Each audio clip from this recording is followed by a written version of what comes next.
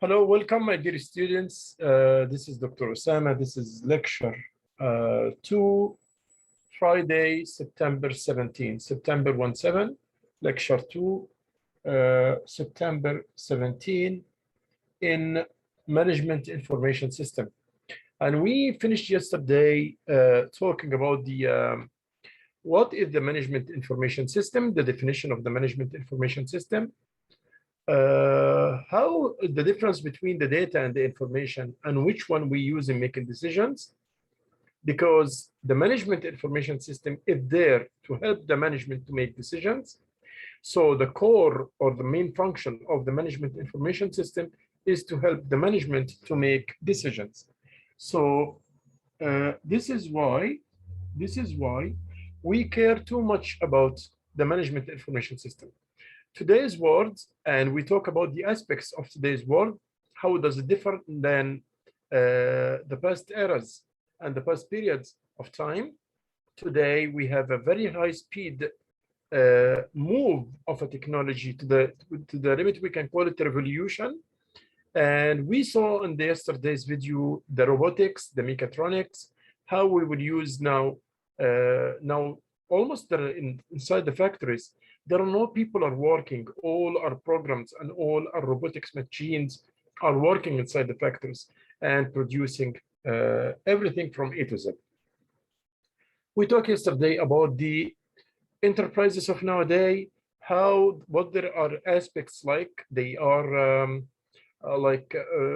flatting the flat structure, which is different than the tall structure, and the flat structure because it reduced the level of organizational levels, like I said in the first video, and that is as well is very important for the management, so that there will the communication will be faster than the regular ways.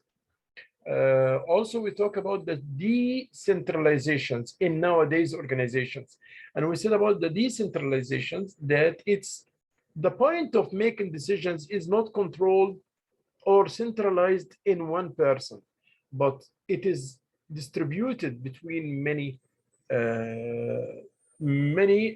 points that can make the decision, and that will fasten the decision, make it more fast, and the rapidity of the decisions, and innovative, and giving the employees a chance to make decisions and empowering them to do decisions that will help to improve the management efficiency. We talk also about that the work now became in teamworks, and this is today's aspect. We talk about the globalization, and we said about the globalization that the world become like a small village. And we came into the aspects of the globalization. And we know now the competitiveness rate and the intense of the competitiveness of the competition between any companies that are working in markets. This competition is very highly evaluated, and it's kind of like a race, and like the survival for the better.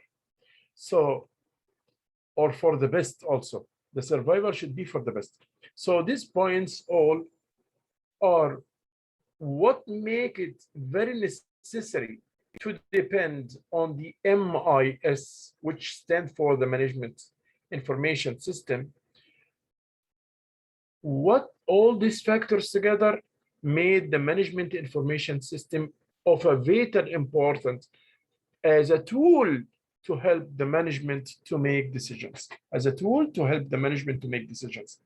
So this was the other point, or the second point, which we want to talk about. And that was yesterday on the lecture of Thursday yesterday. Today I'm going to complete talking about the chapter 1. Let us share the screen here. Go for sharing the screen and see about chapter 1. Kindly please, if you have any question, just write it to me on the chat. I will answer it. Probably on time, before the lecture is ended, I will answer all the questions all together so that we won't stop the flow of the lecture. And Regarding the attendance, I will take it either if I have a time, I will call the students, or I will take it as a screenshot, maybe probably before the end of this lecture. All I need from you, like I showed yesterday, is just work on your own. Any question you have, please don't leave it or discard it. Just go to your portal if you have D2L and answer the question. You will find them with serial, with the name and with the date and the number of each question. Please go and answer it. When you have a time, I leave it unlimited. I don't put restrictions regarding the time. So whenever you get a chance to do it, please do it. Okay, we share the screen now. We will go to our own topic, which we've been talking about. And here we go. This is SCM 100, Management Information System, our PowerPoints. Then here is chapter 1.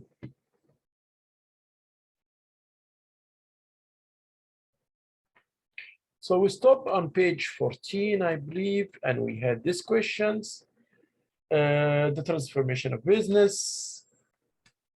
And we had also the aspects of the new organization, the flattening, the decentralization, the flexibility, the independence of the organizations, the low transactions, the empowerment, and the teamwork. Those are the new aspects. And I asked those questions yesterday, and it's in the portal as well. Please go to it and answer it. If you have a portal, then also we'll do it. You can do it also on the video chat, on the chat here on Zoom chat, like I showed you yesterday. If you don't have a portal, or if any problems or issues in the portal, sometimes the portals are delayed or whatever. Okay. This was what we talked about yesterday regarding our work on the, okay. We also talk about the data and the difference between the data and the information. We said we talk about the data and the information, difference between both of them. And we said that the data is a crude, like the raw materials, like the wood in the jungle.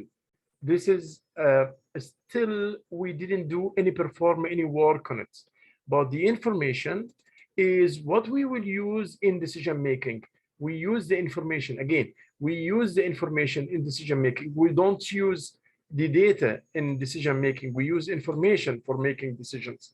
Exactly like when I give you an example exercise, math exercise, and I will tell you, knowing that blah, blah, blah, this is the data. But when you solve this question, this is the information. And I gave you an example. What are the difference between data and the information? Those were the questions of yesterday. And I said, correct. We use data to make decisions. No, this is false. We use informations to make decisions. We don't use data. We don't use data to make decisions. We don't use data. We use informations to do the decisions. Today, here we will have parts of data and information and how we will transform. We will start now our work of today. And we will say that we have to change the inputs through the process into outputs. This is the activities in the information system. So what are the activities of the information system? The inputs or the data we do for it a process so that we will get from it outputs after this. So those are the three parts of any process of data: the inputs and the process and the outputs. Cool, that's very fine. Okay. You mean like what? Like what here? I told you before, if as example, if I say, you want to make a cake, so you get the inputs. Look at this. Let us be out of the examples of the very complicated examples. And let us work on just very easy examples here. Okay, let's say you want to make a cake. So you have the eggs, the vanilla, the baking, the sugar, the water. All those are inputs. We consider all these are inputs. And you go on the process. What is the process? You mix them together, then you put them in a pan, then you put it in the oven. So those are the process. At the end, you will get the cake, which is the output of your system. This is in simple way how it works. This is in simple way how it works. So those are the activities of the information system: inputs, process, outputs. What about the feedback here? The feedback here, just to make sure that the inputs had been switched or transformed through the process into outputs. And if there are any defaults in the system, we have to return back and correct these defaults as soon as possible. So if there are any defaults, we have to correct it back within comparing the outputs with the inputs step. So when we do this, to compare the outputs with the inputs, we will get the problems, find the problems and find solution for them and correct these defaults as soon as possible. Okay. Here a function in the information system. As example, if we have suppliers and regulatory agencies, and this is the organization, and the outside the environment here, like you see here, the outside is the environment. So basically, this points or this show you here are the customers. So in the environment outside, we have the suppliers, we have the customers, we have the competitors. Our company is not working alone. We have also competitors working at the same as we are working as well. We have stockholders. Stockholders are those who have benefits with dealing with the organization. We call them stockholders. Anybody who's having a benefit in dealing with our own organization, we call this stockholders. And regulatory agencies which you deal with. So you are working this transforming process from inputs into processing into outputs. You are doing all this work. You do all this work within the system itself. The system itself that you are not working alone. We call this open system. Open system means you are not working alone. You are working and you have around you environment. You have political environment, economical environment, social environment, legal or regular environment, and all this affect your organization. And at the same time, you cannot discard the importance and the effect of these around you, of the environment around you in building your model. This model show in very simple way how is the function of the information system and how it works, how the information system function will work here. And it shows us simply that whenever you work, you have those external, we call it external forces or external environment forces. And here you are inside the system or internal.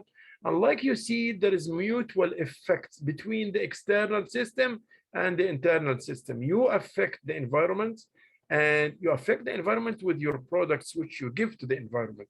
And the environment affects you also because you cannot discard the regulations, you cannot discard the system, you cannot discard the law, all this. Okay. What is the computer-based information system?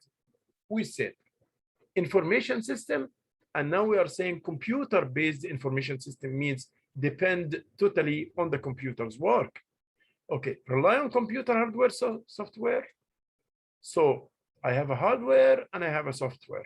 The hardware are the machines, the parts, the rigid parts, your laptop. Hardware, you can see it with your eyes. You can see it with your eyes. But software are the programs. So hardware are the machine parts and softwares are the programs and the applications which you are using on your cell phone or on your laptop. Processing and disseminating information. So also because you use the computers, for processing and disseminating information. That's perfect, cool. Formal system, fixed definitions of data and procedures. There must be procedures. It's not left hazard. Collecting, storing, processing, disseminating, using data. Why I collect the data? I collect the data, like I said before, because I want to make some process on this data. I just want to work on this data and make some process. So in that case, if I want to change the inputs into outputs, or the data which I have into outputs, I do process. I will never do this process all of a sudden. I have to store, collect the data. Look at this, collect data, store the data, process it, disseminate it, use this data. All those are things which need to be done to change the inputs or the data into outputs, which is information, as we said before. A business perspective of information system. Here, the organization management solution, and we depend on the information technology, which is changing nowadays so fast, to a change posed by the environment as well.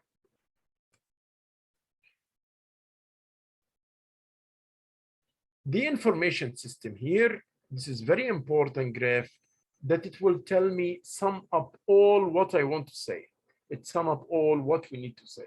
So it consists, the information system consists of an organization and the technology and the management. Okay, those three pillars, those three important parts, can we use one of them and neglect or discard the others? No, the three of them are very important. The organization, the technology, and the management all are working together. All are working together. The organization, technology, and management together. Now I will go to my first question here. Please go to your portal and you will find it on the portal and work on it. And also, okay. Also, if you don't have a portal, if there is any issues in the portal now, any issues for any reason, sometimes it's even my default or it's not added to my account yet, please work on the chat like I showed you before. Go to your chat and work on the chat. So it's not there, go to the chat like I showed you and the participants here and write your answer and send it to me here on this chat. Okay, our first question today is,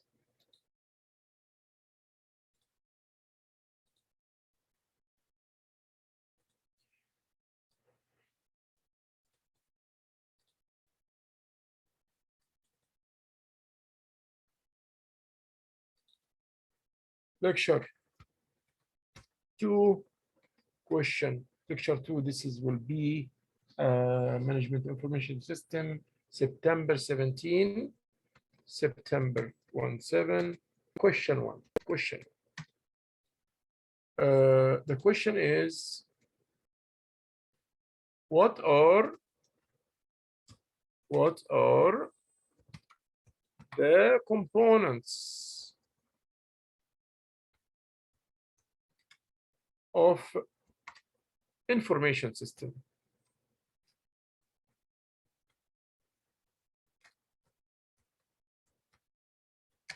What are the components of the information system? What are the components of the information system? So here is the second question, the first question today. And I will need you just to put the answers whenever you want.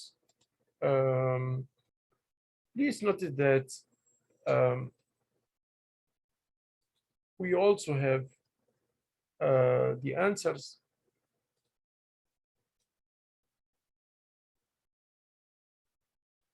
Here we go.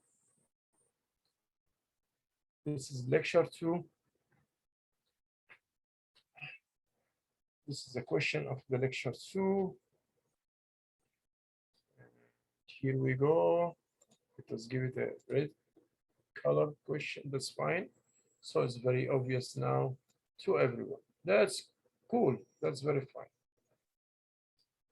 Please, I will leave here now for this question. I'll leave about 7 minutes to answer it. I will leave 7 minutes to answer it.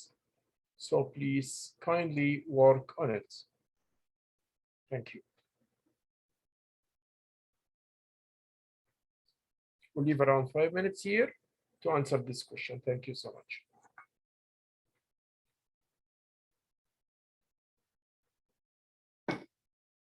If you have any questions, please write for me on the chat. Please write for me on the chat here.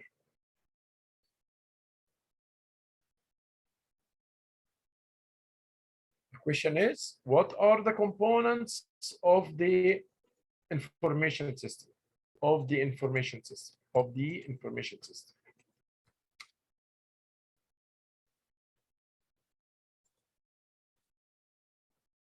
What are the components of the information system? Thank you.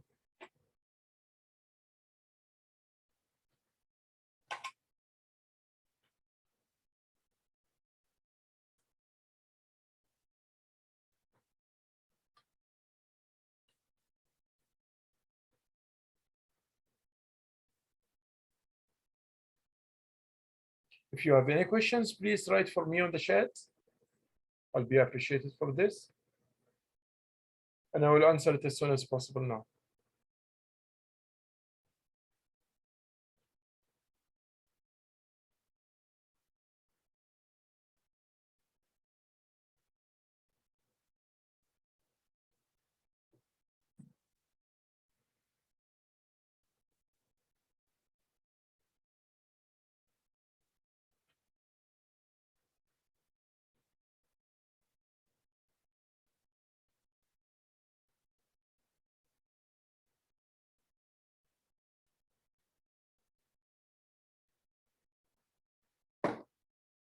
What are the components of the information system? The question is, what are the components of the information system? Like I said, if you don't have D2L, if there is any issues in the D2L, please go to your chats. You can find the chat here as well, and just write it back, write your answer and send it to me. Thank you.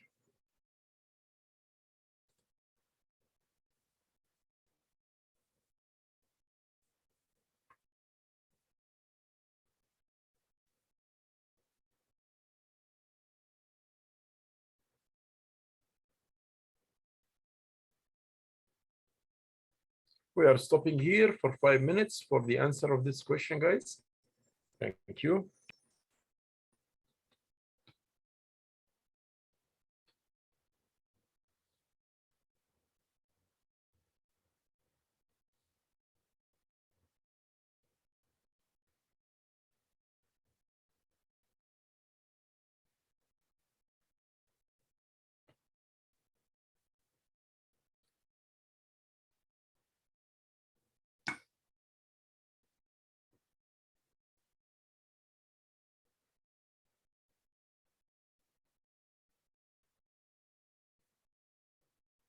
Two more minutes.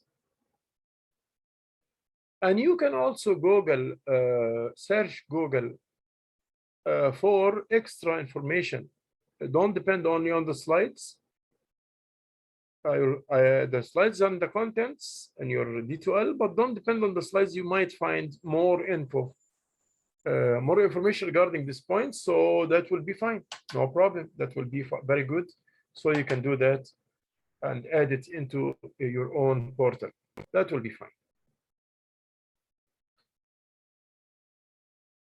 Like search Google for more answers and put it here in your answer. That will be very, very fine.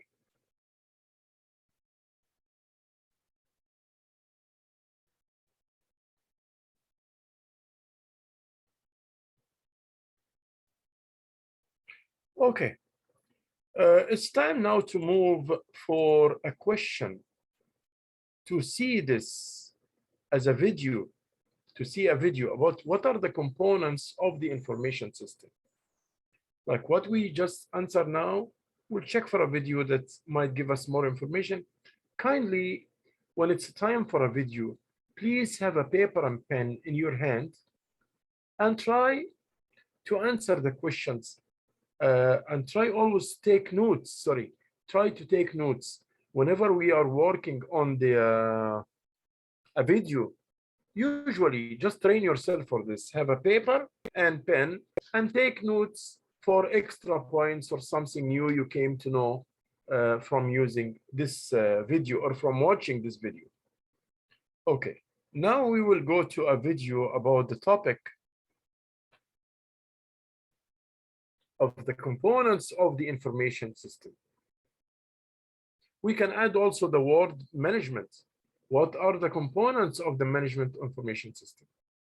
And we will see different ideas about it. That's fine, it's okay. We can find more ideas, more things of interest, points of interest. A word from here, a word from there, that can help us as well.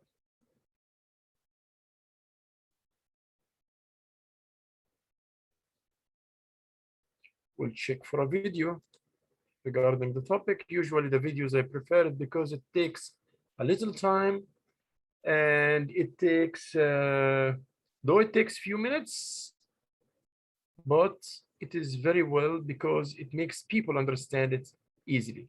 Let's see this video about the components of the information system. Let's watch this video. Thank you. Let's start out with the question, what is an information system? That's kind of like, well, why are we here? What does it mean? Let me throw it to you guys. What is an information system? When you guys think, you're taking this class, Management of Information Systems, or actually it's just called Management Information System. So you go home at night and your roommate or your parents or whoever kind of say, well, what does that mean? Management, what are you guys learning about? So I want you to have an answer. All right. The way I like to teach it is this way. An information system, throw the term management out for now. Just an information system is made up of 5 components. And we're going to cover all 5 of these in this class in different ways. So by the time that the interterm is over, not only will you know the 5 components, but you should be able to tell me things about these 5 components. Okay? Good question on a final, by the way. The 5 components. The first one is hardware. All right, so let's just take a quick breath. And what do you guys think of when I say hardware when it relates to information systems? What am I talking about? The actual computers, right? The physical monitors, keyboards, the CPUs, right? The actual boxes, computing devices. It could also mean in today's world, mobile phones, right? Maybe you can even stretch it to include iPods, things like that. Anything with a chip in it, right? Cars, some fancy refrigerators. Okay, so one is hardware. Second is software. Okay, and you kind of notice those are 2 things we're going to be covering today, hardware and software. So an information system is made up of hardware, software. What is software? It's easy to give examples, so we'll start with that. Give me an example of software. Excel, Windows 7, Photoshop, software, right? What is software then? What are those things? They're programs, but I don't let people get away with that as an answer, okay? Because programs and software, come on, you're talking about the same thing. They are programs, and they're created via programming. But before we go into that, what do we mean by the term software? No, I want to know what is. Somebody came to you and said, what is this? They have a package of Microsoft Word, or they had the disk. What does this do?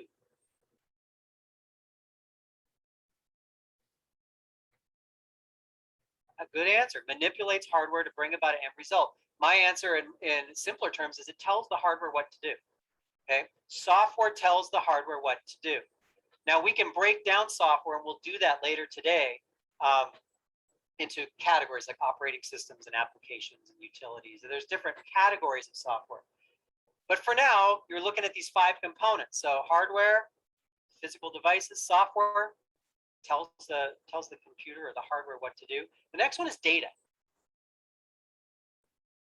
Data. So like you saw just now, hello my dears, hello everybody, like you saw just now, the first component is the hardware, and the second component which you talk about is the data. The first component is the hardware, and the second component is the data. That's fine. Yeah, is different ways to define it, but I would say data is the pieces of information that are manipulated by the software. That's one way to look at it, at least. You guys, when we think of data, we think of databases, right? You think about the data that Viola has on you. What is data? Well, it's the information about you that Viola would have. It has your name, it has your social security number, your student ID, it has your classes you've taken, et cetera, et cetera, et cetera.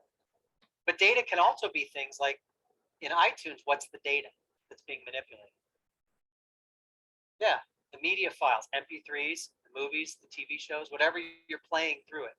So the software would be iTunes, but the data would be the actual music or the information about the music, right? Like the title and so on. That's all data. So hardware, software, data. And a lot of people, they get to that point and they're kind of like, all right, we pretty much covered it. But I say there's two more. Okay, so information systems is more than just the computer. We've talked about everything related to the computer. And by the way, I throw networking into kind of the hardware and software side. You could add networking to that. But there's really two more components. The first one is people. Information systems goes beyond the computing devices. And it's the people that are involved. It's the users, which is you guys. It's the... Look at this. All without the people is useless. People are the main pillar of any management information system. The people, because without the people, you cannot work all this. You cannot work the hardware and the data, and all this is useless. If the people is right, if the people are right, and they are very qualified, then you will take a very good information system. Okay. Programmers, it's the analysts, it's the IT department. It's all the people involved. They're all part of making it happen. So, hello, my dears, hardware, software, data, and people. People are the pillar. People are the most important in this system. People are more important in this system. Okay. So in this class, we're going to talk to someone from the IT department. Anthony Valentino manages the help desk and several other areas. He's going to come and lead class one day. And he's going to introduce us to kind of who works in IT and what they do. And then he's going to give us a tour of the IT department at Viola. The last and fifth thing is process. What is process? Or what is a process? Let's make that easy. What is a process? You can't say a procedure.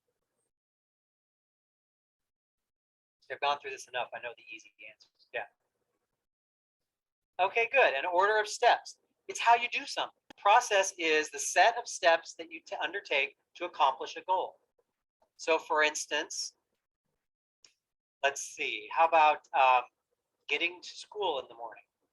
You have a set of steps you might take. You have to get up, I don't know, brush your teeth, eat breakfast.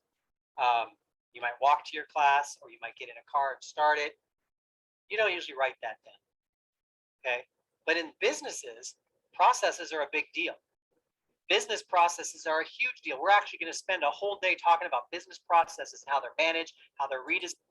Like we said, the fifth, number 5, the fifth components of the management information system is the process. The process by which I will transfer or switch the data into information.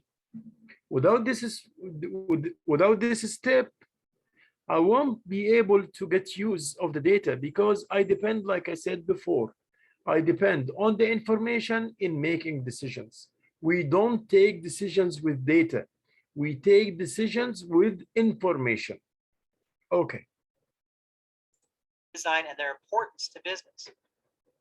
And businesses will spend millions of dollars documenting what they do, drawing flow charts, writing up procedures, and then figuring out how to make it better. Because if you can improve a process just by a tiny bit, you might save yourself millions of dollars if you're a big enough company. So that's really what I want you to think about. When someone says information systems, what is it? Well, it's hardware, software, data, that's the computers, and people and process. And for those who want to be successful in information systems as a career, you have to be able to master all five. A lot of people think, those people who work in IT, they're good with computers. That's it.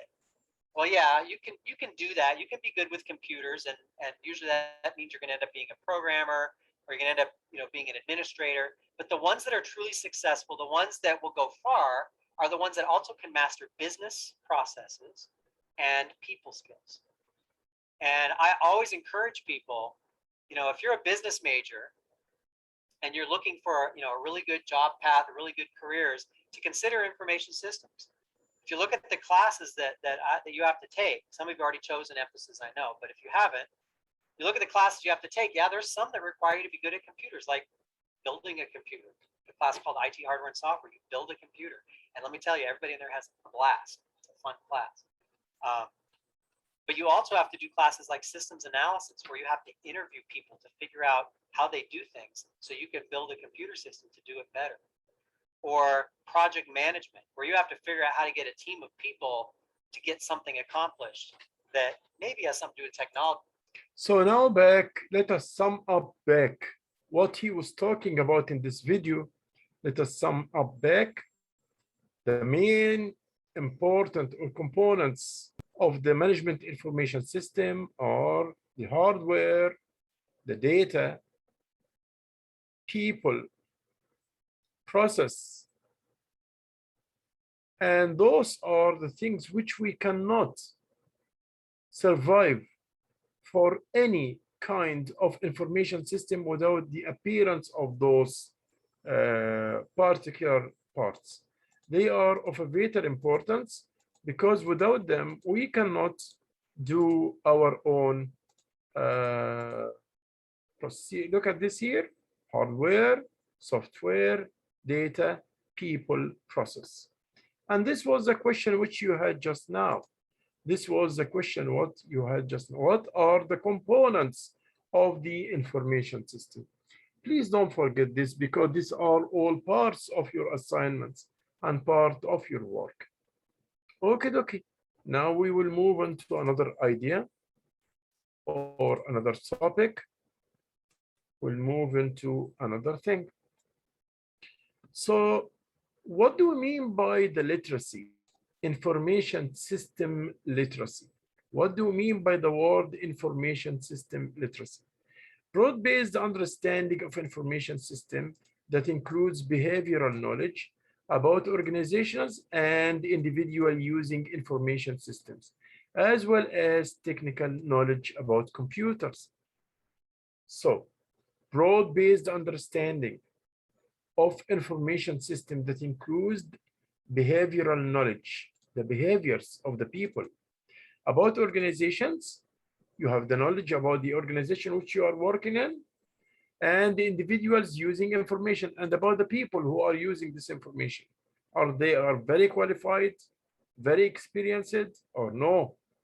As well as technical knowledge about computers as well as technical knowledge about the computers. Okay.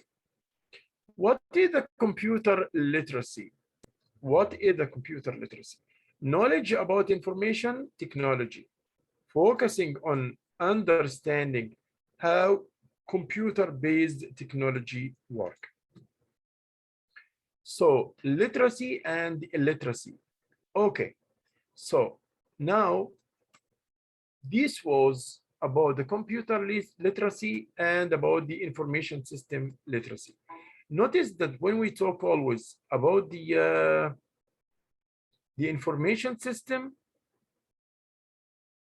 then we talk also about the literacy as well. We talk about both of them.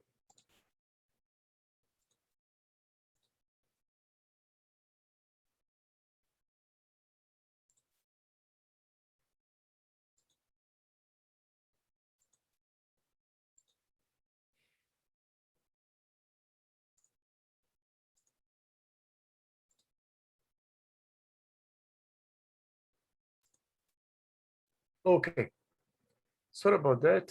So here is a computer literacy and information system literacy. and the difference between them. And I will stop here also for one question. We'll write it here. We'll put another slide.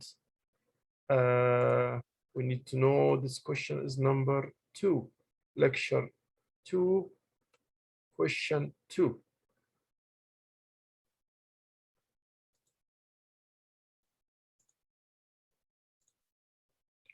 Lecture 2, question 2. What are the computer literacy and information system literacy?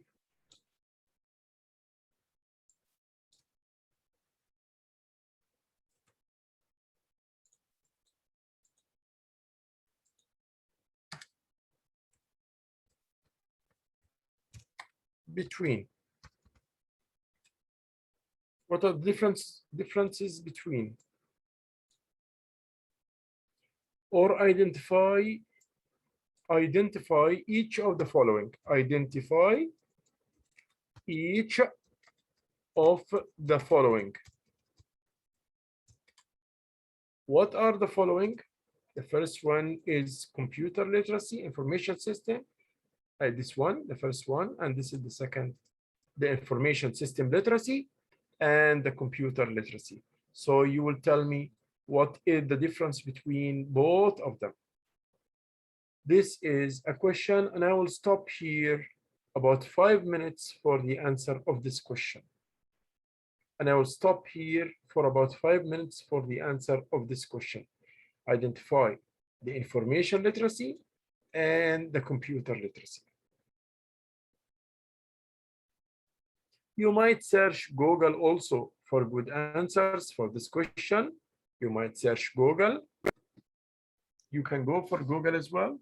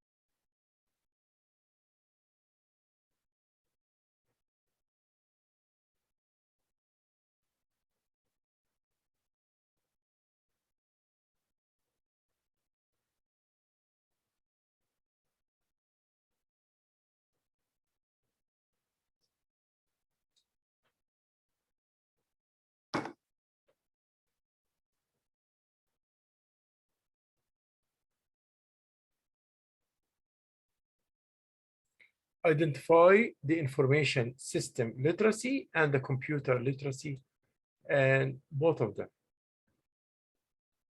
Okay, I think this is more than enough time for being in this question. We'll move now to another idea which is very important about the sales and marketing, the manufacturing, the finance. Those are the major and I said this before in the first video, which we work on this week in the start on the first lecture. We talk about the major business functions. We talk about the major business functions. We said they are sales and marketing, manufacturing, finance, accounting, and human resource. Those are why the business exists. Those are why the business exists. Why? Why I'm doing the business? Why I'm running out of my house and go out and just go for making a business company or whatever, because I want to market my products and sell. I want to produce and prove myself. I want to get money from banks. Financing means I want to get money from the banks and take loans to do my activities. Accounting, I'm paying for the workers or the people who are doing the business with me. So I have to count how much they have to take. And I have to count for the raw materials. And I have to count for the costs. And I have to count so that I can decide my own price margin on profit margin. And the human resource. Human resource is the job which care about the humans who are working inside the organization, those people who are working inside the organizations. This job care about them. So sales and marketing, manufacturing, finance, accounting, and human resource. Those are the five main functions. Why the business exists? Why does any business exist? It exists because of those functions: the sales and marketing, the manufacturing, the finance, the accounting, and the human resource. Those why any product, any project exists for those five functions. Okay. What is the meaning of the organizations? We have people, we have structure. And I said this when we were talking in the introduction about the management itself, the basics of the management. We talk about these points. We talk about there must be people for any organization, and there must be structure in this organization as well. And there must be procedures, and there must be politics, means ways to persuade the others to do the job as you want them to do it. And the culture. What culture prevail in your organization? Are you in, am I in Egypt? I have only the people who are working mostly are Egyptians, so I care about the Egyptian culture. But in some countries like Canada here, where there is a diversity of cultures together, all are working under one seal, or all are working together. So it is very important to know your culture and the culture of the others. It's very important when you work in multinational companies, or if you will work abroad in any companies which is working overseas, or if you are doing something, we call it outsourcing. In that case, you need to know the culture of other nations and the culture of other countries as well. So those are the pillars of the organization. The organization is including all these points. When we talk about organization, we talk about these points. Levels, we said, like we have managerial levels. We said we have top management, we have middle low management, we have lower level management. And we said we have managers, which are the top management, middle managers, which is middle management, and the operational managers, which is first line managers. We call them first line managers. And I showed it to you before in the video when we were working on these aspects. Okay, now we'll go to the meaning of organization. What do we mean by organization? And we will watch a video about how to comprehend those 2 pages, about the major business functions first. What are the major business functions? Why the project exists? Then we'll talk about the organization. Okay, we'll take this question, major business functions, and we'll go and watch a video there, because it's very important. I like the videos because it tell you in watching 10 minutes what a book can tell you in reading for 100 hours. That's why I like it. When it's well documented, that's better as well. Okay. So I just need I don't need so much time. We need only like a few minutes. This one is very well. What are the four basic functions of management? Let us see what she would say here.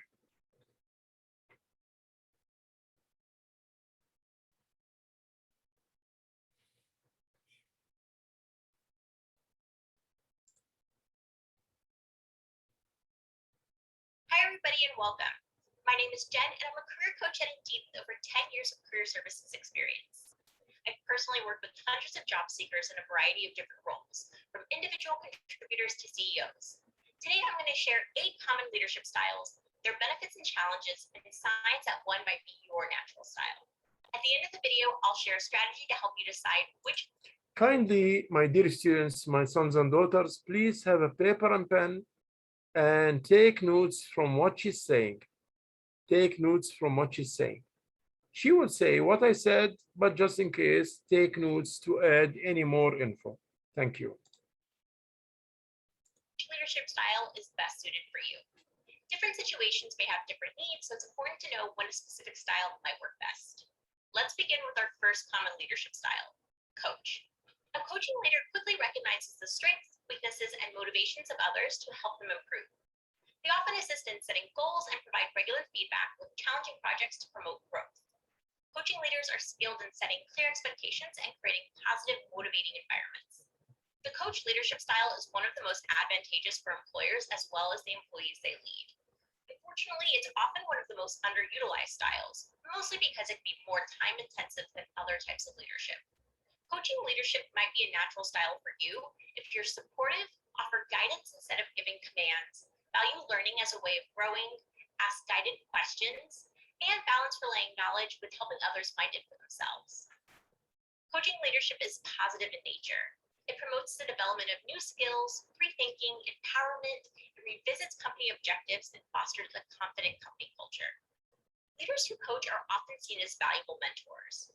While this style does have many advantages, it can also be more time-consuming as it requires one-on-one time with employees.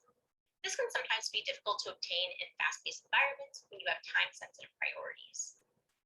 An example of coaching leadership style in the workplace is to mentor someone who's interested in your role or area of business. You assess what they know and where their gaps of knowledge are. Then recommend readings, videos, or courses they can take to learn more. Set up a follow-up meeting and discuss what they've learned, assess the knowledge gained, and determine new areas to work on. You can also send interesting articles or resources to them as they come up.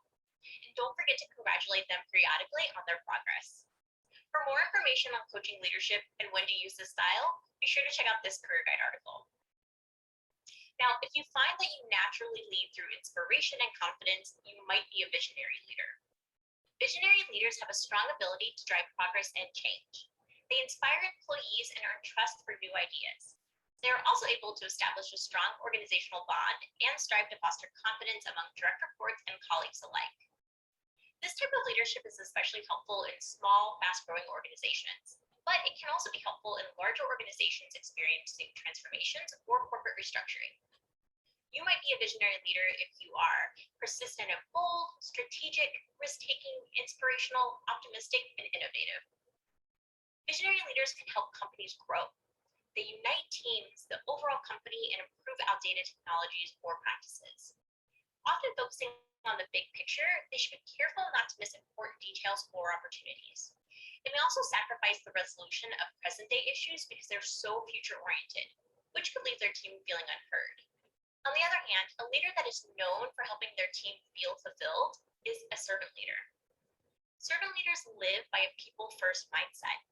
They believe that when a team member feels personally and professionally fulfilled, they're most effective and more likely to consistently produce great work. Their emphasis on employee satisfaction and collaboration can lead to achieving higher levels of respect from their team. A servant leader is well suited to perform well in different industries and company sizes, but it's especially prevalent within nonprofits.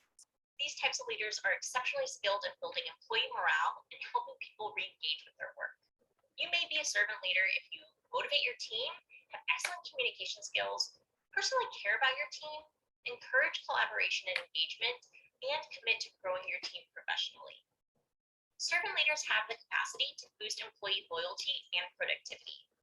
They can also So this part is nice and it's taking only from the leadership aspects. Um, there are some videos which is including the main functions, the basic functions of management. She is concluding the leading and controlling. She's talking about the functions of planning, organizing, leading, and controlling. But she opened too much. She focused more on the leading than others. Uh,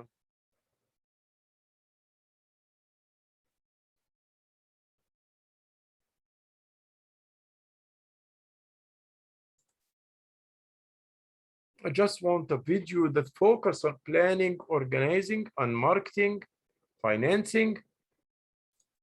So this will be useful for my dear students now.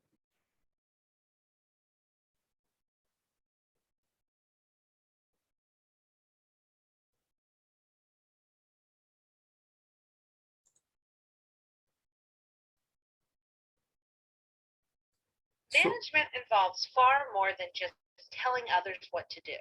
Before any of you decide that you think you can do your boss's job, let's take a look more into what a manager does. The major functions that a manager completes can be categorized into 4 different functions known as planning, organizing, leading, and controlling. For some of us, we only see the final 2, leading and controlling. But you should know that for every managerial behavior you do see, there is an equal amount that you do not. Behind the manager's closed door, they spend a good deal of their time planning and organizing so that they can effectively carry out the functions of leading and controlling. Now, before you think your boss is different, you should know that the 4 functions of management are standard across industries, whether that be in a manufacturing plant, a home office, a grocery store, a retail store, a restaurant, a hotel, or even an amusement park. Effective managers understand how planning, organizing, leading, and controlling are used to achieve organizational success. Unfortunately, I do not have a rebuttal for those of you who have ineffective managers, but perhaps learning a little bit more about the 4 functions of management will help to identify what steps your ineffective manager needs to take to become an effective one. Try to think of the 4 functions as a process where Hello, my dears. Like you see here, planning, organizing, leading, and controlling. Those are the 4 functions of management. But the 4 jobs of organizations, the main 4 jobs are marketing, financing, producing or production, and human resource, like we said, we saw together. So those are the more functions, the 4 main duties of the organization. So we have functions and we have duties. The functions are planning, organizing, leading, and controlling. Those are the functions. And the duties are why this business exists. Why does this business exist? This business exists for producing or production, marketing, for selling, marketing, financing, and human resource. Financing, from where I will get the money to finance my project or my business. And human resource are the people who are working with you. You have to pay for them pages, wages, pays. You have to count accounting department to calculate for them their incentives, their bonus, their motives. You have to have for them retirement plan and pension and calculate their pension and so on.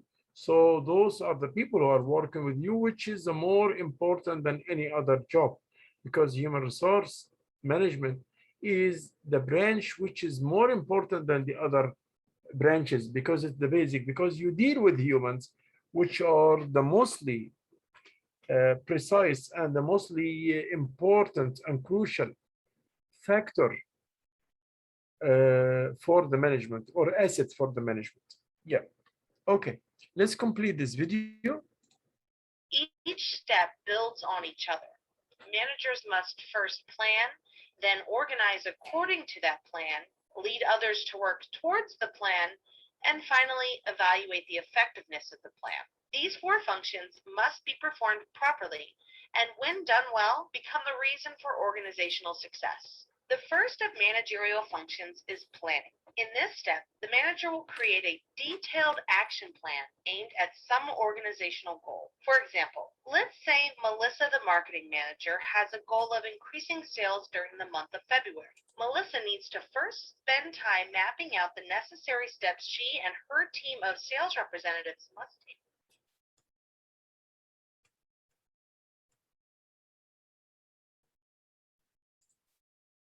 Okay, here we go now, and this is the levels of management. It was the 32, slide number 32. Shall I stop now for your break because we are working now from 1 hour? Shall I stop for your break? And we will be back by the break. You can take your break for 15 minutes. Enjoy your break. Thank you so much. I brought for you now. Enjoy your break. We will be back like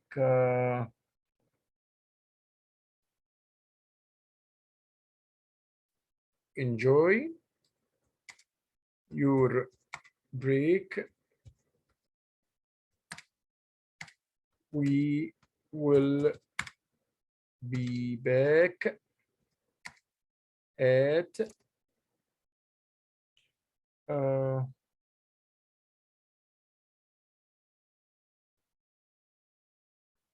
8:45. 8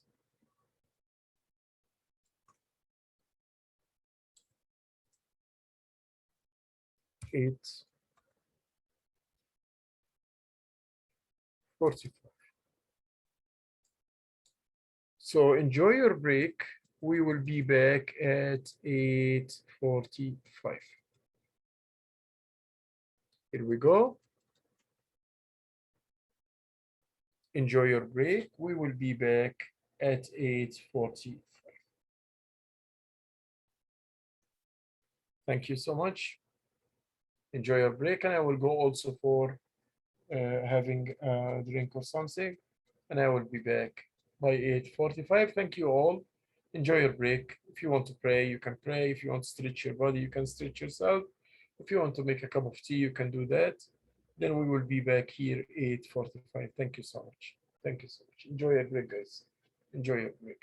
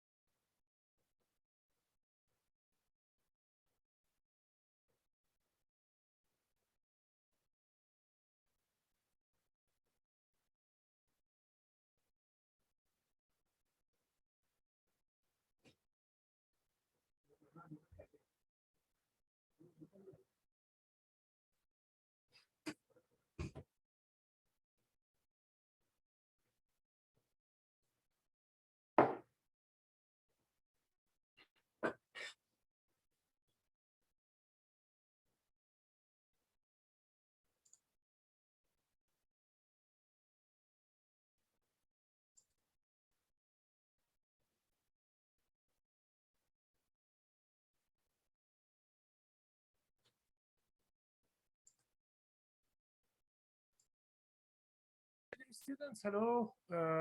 You can enjoy now your break, and we will be back like around 10 minutes, and we will be back. So that's fine. That's okay. Thank you so much.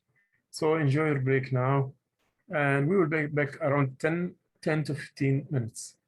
Thank you. That is okay. Here we go. Yeah. Thank you so much. Enjoy your break, my dears. Take your time, feel free. Then we will come back after 15 minutes. Stretch yourself, do a cup of coffee, whatever you want to do. Okay. Bye-bye, everyone. We'll be back within 10 to 15 minutes. Thank you.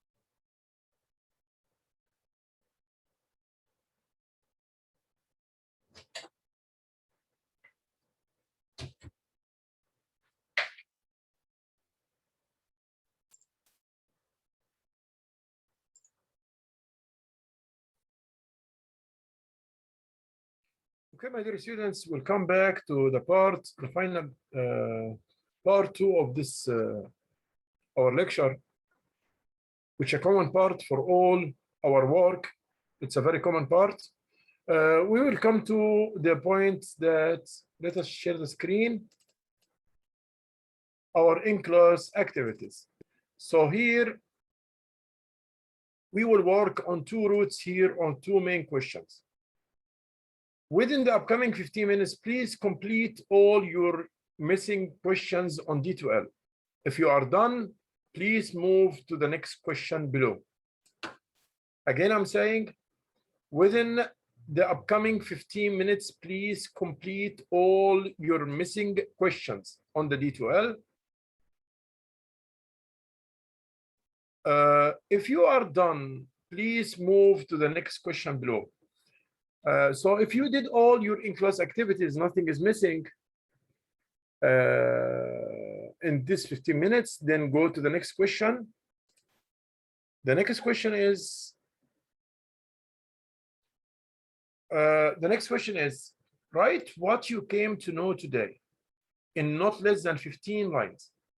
So what I want you to do is to write what you came to learn today in not less than 15 lines, maybe more.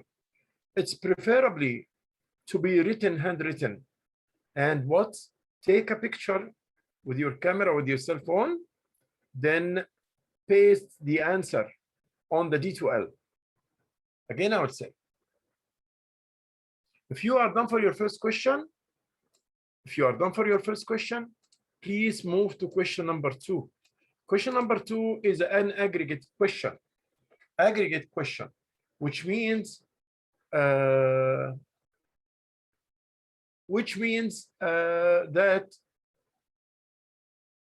what you came to learn from today's lecture, the main points. By the way, don't focus on one point and leave the others. Try to make a cadence between all the parts of your answer. Don't focus. If I'm telling you to describe a human being, don't focus on the hands and leave the head and the chest and the shoulders and back. No, focus on all equally, on all the parts of the lecture. It's what you came to learn about 15 lines, more or less it's okay, but I prefer that you write it handwritten, should be handwritten, then take a picture and paste it, copy and paste it to your D2L system. After you write it with your handwritten, because that will fix it more. You won't take it, copy and paste, then we didn't do anything. When you write it down, that's why we are here about 30 minutes in this part or less, because you have to write it down. So this, I will ensure that there is a good feedback today for your work and that you are well done. So please, we will work now on the 2 questions. Don't forget, after you write on an external paper note, any note outside. Then after you finish, take a picture, then copy and paste in its place in the D2L. The question and the D2L. Write the answer, or if you have problems with the D2L, you can send it to me on the chat here. You can send it to me here on the chat. Thank you so much. You have a great day, everybody. Okay, we'll go now for those 2 questions. We'll keep here around 25 minutes. Thank you so much. In class activities, plus what you came to learn about today's lecture. If you are missing any of your activities, work on question 1. If you are done for all the in-class activities, go to question 2. Thank you so much. Thank you. Appreciate it. Thank you. I'm here for anyone who need any questions. I'm there for anyone who need any questions. Thank you so much.